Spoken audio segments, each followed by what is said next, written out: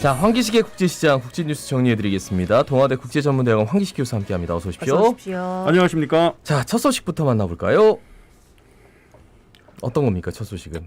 저 파키스탄 얘기를 좀 파키스탄이요? 말씀드리겠습니다. 예. 남아시아 국가들 지금 상당히 사정이 안 좋습니다. 네네네. 근데 그 중에서도 대표 국가가 파키스탄인데 경제 파탄 최근에 상당히 경제 위기 심각합니다. 근데 왜 지난번에 이렇게 한번 언급했잖아요. 그렇습니다. 경제에서는. 예. 그런데 왜 안 좋은 일을 이렇게 겹쳐서 일어날까요? 한꺼번에. 지금 또 대형 홍수까지 네. 겹쳐가지고 이 말씀을 드려야겠습니다. 비가 평년 강수량의 3배 되는 비가 30년 만에 최대 네. 비가 지난 한 달 동안 집중해서 내렸습니다. 그러면 지금 그 경제난을 극복하기 위해서 온 나라가 한 힘으로 지금 뭉쳐서 해야 되는데 홍수까지 나니까 한 달에 지난 7월 달 한 달에 549명이 사망했습니다. 최소. 홍수로. 예. 그러면 이게 경제 극복의 힘을 지금 모을 수 있을까요? 여기 집계된 수치니까 네. 그죠? 5만 채, 최소 5만 채 또 주택이 유실되고 와. 그 파키스탄의 또 주요 수출품이 섬유 제품 외에 이 그 농산품이 많이 있거든요. 예. 대추라든지 망고 같은 이런 그 농산품이 큰 주요 수출품인데 이게 또 경작지들이 대부분 이번에 수해의 피해를 입었거든요. 네네. 그러면 수출도 주요 수출품의 수출도 안 될 거고 또 식량난이 최근에 남아시아 국가들 심한데 네네. 식량난이 더 극심해질 것 같아요. 근데 이번에 또 더 큰 거는 또 도로가 대부분 유실되기 때문에 경제난 극복을 위해서 사용돼야 될 인프라 시설들이 대부분 또 이제 그 파괴되고 아이고. 피해가 생긴다는 거죠. 예. 근데 아까 제가 말씀드렸듯이 안 좋은 일은 자꾸 겹치는데 네. 최근에 이 남아시아 국가들, 파키스탄을 포함한 남아시아 국가들의 경제 파탄 또 우리가 관심을 가져야 되는 게 네네. 파키스탄하고 스리랑카하고 방글라데시 남아시아의 주요 국가들 아닙니까? 네네네. 이게 그 한국이 별로 수출 규모가 많지 않아서 그렇지 대표적으로 흑자를 보는 국가들이거든요. 파키스탄 같은 경우에는 한국이 2조 원을 작년에 수출을 했고 네. 한국이 우리가 수입한 거는 4천억입니다. 네네. 그렇다면은 상당한 대표적인 무역 흑자 국가로 볼 수 네. 있거든요. 그리고 지금 그 경제 성장 잠재율이 더 크기 때문에 인구가 2억 3천만 명 정도나 되거든요. 네네. 그럼 더 우리가 관심을 가져야 되는데 최근에 IMF 구제금융에 11억 불 신청했습니다.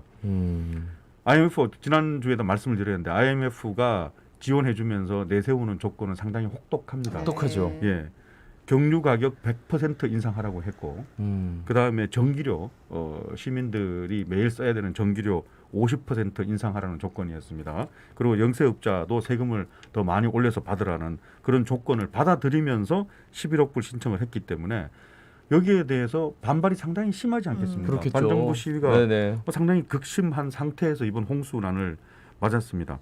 그런데 그 스리랑카는 더욱더 심해지고 있습니다. 5월에 디폴트 선언을 해서 네네. IMF에다가 원조를 신청을 했거든요. 그런데 시위가 너무 심해지니까 그 정부가 무너졌지 않습니까? 그렇죠. 그러면 IMF에서 원조 조건을 충족하는데 실패했다고 판단을 했습니다. 그렇겠죠. 그 원조는 못 받습니다. 그러니까 누구를 믿고 돈을 그렇죠. 빌려주겠어요? 그러면 그죠? 남아있는 믿을 곳은 중국밖에 없기 때문에 IMF 대신에 중국하고 원조 협상을 지금 벌이고 있고요. 중국도 만만치 않은데. 또 다른 남아시아 신흥국의 대표 국가가 방글라데시인데 예. 방글라데시는 비교적 양호하다는 보도가 나왔었거든요. 네. 그랬었죠. 그런데 네. 이미 속으로는 상당히 무너지고 있습니다. IMF에 45억 불이나 긴급 차관을 신청을 한 상태입니다.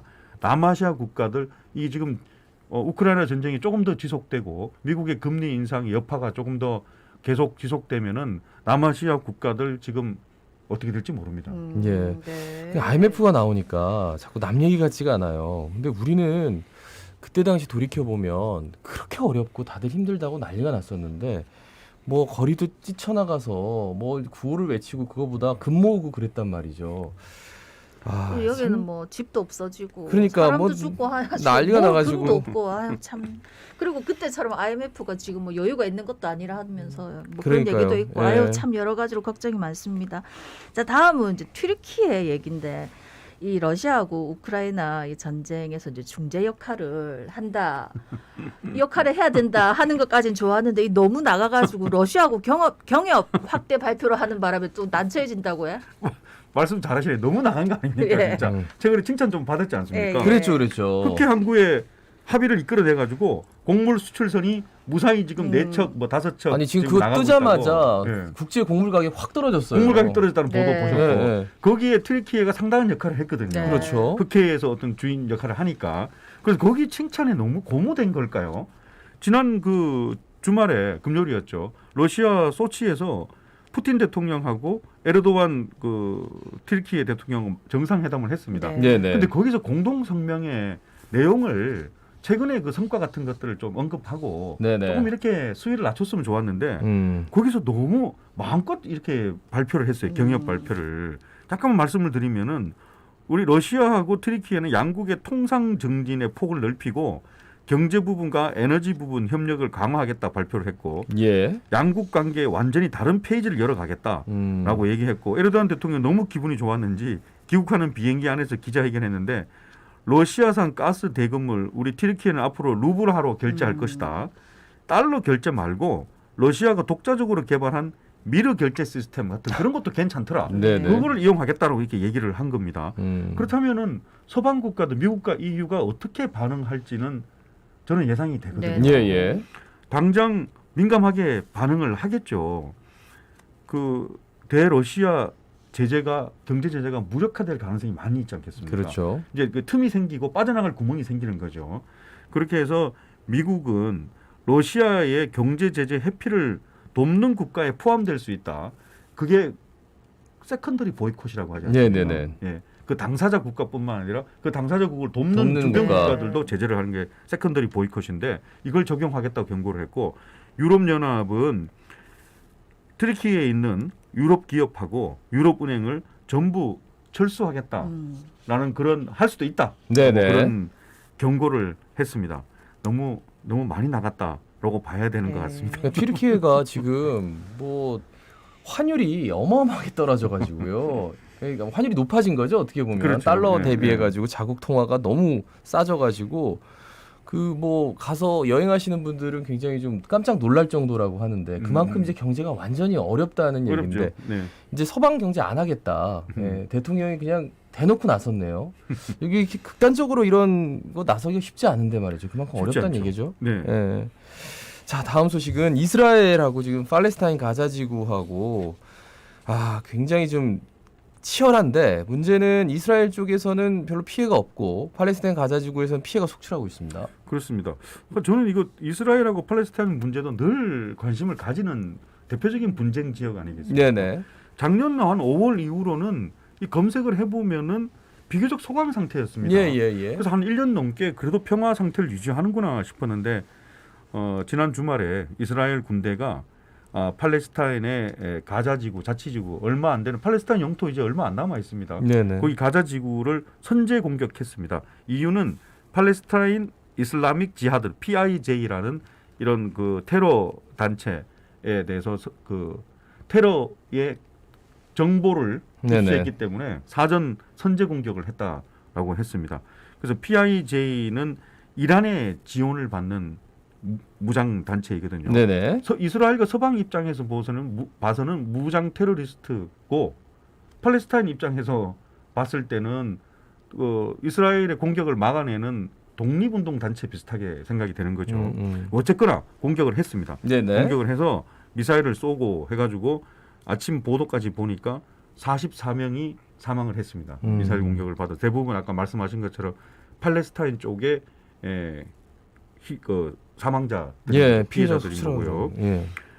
자 그런데 여기에 이 두 팔레스타인하고 이스라엘만 보통 이렇게 전쟁을 벌이지는 않고 네네. 주변 국가들의 개입이 중요하지 않습니까?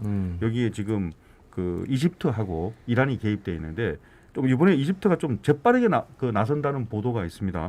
어젯밤 12시에 이집트가 긴급 그 휴전 중재안을 제안을 해서 이스라엘은 예스라고 했었는데 그런데 PIJ 즉 팔레스타인의 무장단체 PIJ는 아직까지 수용했다라는 보도가 나오지 않고 있어요.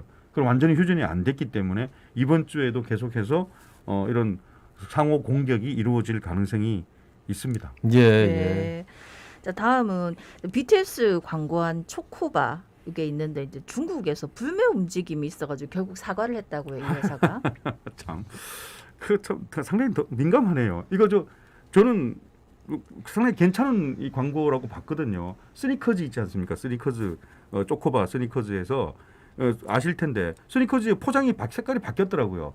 스니커즈 보통 보면 약간 이게 블랙에 가까운 색깔이잖아요. 예. 근데 거기에 그 색깔을 이 보라색으로. BTS 상징인 보라색으로 다 바꾸고 거기에 스니커즈라는 단어를 지우고 BTS의 대표적인 공명을 이렇게 인쇄를 했더라고요. 예. 그래서 Make It Right라든지 Life Goes On 같은 그런 걸로 해가지고 아시아 지역 쪽에 특별 이벤트 상품으로 다 내놨거든요. 잘 팔리고 좋다고 싶었는데 안에 스니커즈 제조업체 마스 리글리에서 사과를 했습니다. 사과문을 발표를 했어요. 즉 그 스니커즈 차이나에서 뭐라고 했냐면은 대만을 국가로 분류한 것에 대해서 진심으로 사과한다. 중국의 주권하고 영토 보존을 존중하겠다. 중국의 규정을 준수하겠다. 그리고 중국은 세상에서 하나이고 대만은 중국 영토이다라고 깊이 사과한다라고 얘기를 했습니다. 여기 왜 이런가 하면은 그 이벤트를 하면서 이벤트에 그 홈페이지가 있지 않겠습니까? 네네. 방문한 아시아 지역 국가 소비자들이 방문했는데 거기에 국기가 대만 깃발이 있더라고요. 예, 한국 국기가 있고 예. 말레이시아 국기가 있고 대만 깃발이 있어요. 네네. 그래서 당신의 국가를 선택하십시오라는 그런 문장이 있었거든요. 네네. 그래서 그걸 보면서 중국의 소비자들이 도대체 중국에서 이 스니커즈는 장사를 하려는 거냐 말려는 거냐. 그래서 불매 운동을 벌였기 때문에 스니커즈가 거기에 대해서 사과를 한다라고 공식적으로 발표를 하고 이 이벤트를 중국에서는 취소했습니다. 그러니까 초코바의 문제라기보다는 물론 뭐 그 회사가 잘못한 점도 뭐 중국 사람들 입장에선 보였겠지만 이 BTS에 대해서 그 조금 안 좋은 시선인 것 같아요. 그러니까 좀 배 아픈 그런 느낌도 있는 것 같아가지고. 그러니까 뭐 이번엔 불똥이 이렇게 튀었습니다만 우리 자랑스러운 우리 BTS를 자꾸 이렇게 뭔가 이렇게 건드리는 것 같은 느낌이 들어가지고 좀 걱정스러워요. 네. 걸그룹도 비슷한 그런 걸 한번 네, 당했죠. 맞습니다. 맞아요. 뭐 예, 대만 예. 출신들이 있는 걸그룹 예. 같은 경우에 좀 그런 일이 있었지요. 예. 자, 다음 소식은 지금 유럽이 최악의 가뭄을 겪고 있는데 그래가지고 이제 각종 정책들이 나오고 있는데 머리를 매일 감지 마라. 이게 좀 눈에 띄네요. 물 많이 사용하긴 하죠. 머리 감을 때. 그렇죠. 예. 아니, 오죽하면 얼마나 가뭄이 심하면 이런 정책까지 내놓겠습니까? 지금 프랑스하고 영국하고 대표적으로 가뭄이 너무 심합니다. 네네. 7월 한 달 동안 프랑스는 그 강수량이 9mm도 안 됩니다. 네. 이건 너무 작죠. 예. 그래서 프랑스는 93개 주에 물 사용을 제한하겠다라고 발표를 했고, 그 다음에 호수물도 끌어오고 바닷물도 동원하겠다라고 담수화 기계도 설치하고, 그 다음에 프랑스에서 한 사람당 하루 최대 200리터 이상은 사용을 하지 말라라고 그런 발표를 했고, 위반하면은 과태료 200만 원 부과하겠다고. 근데 한 사람당 200리터 쓰는지 안 쓰는지 어떻게 알아요? 그러니까 이제 경고적인 어떤 그런 정책이라는 거죠. 그 뭐 거리에 물 뿌리고 있으면 그 사람 잡아가지고 벌금 물리고 그렇게 할 수도 있겠네, 그죠? 연구 좀 더 구체적이에요. 예. 정원에 왜 호수 사용해서 물 쭉 뿌리잖아요. 예. 이거 금지하라고 하고, 욕조에 물 받아서 목욕 금지하라는 영도 내려갔고, 간단히 샤워만 하고, 그리고 머리 매일 감지 말라라고 그런 정책도 했고. 야, 근데 이게 지금 그 가디언에서 제가 자세하게 읽어봤는데, 네네. 이 저 폭염하고 가뭄, 호우 같은 우리가 괴로워하는 이런 현상들이 전부 인간의 행동 때문에 생기는 비율을 발표를 했어요. 네. 폭염은 93%가 인간의 영향 때문이고, 가뭄은 68%, 호우는 56%가 전부 인간의 활동 때문에 영향을 받는다고 발표를 했습니다. 즉 지구 온난화 때문에 생기는 건데, 이 인간의 활동 영역 때문에 이렇게 영향을 받는다.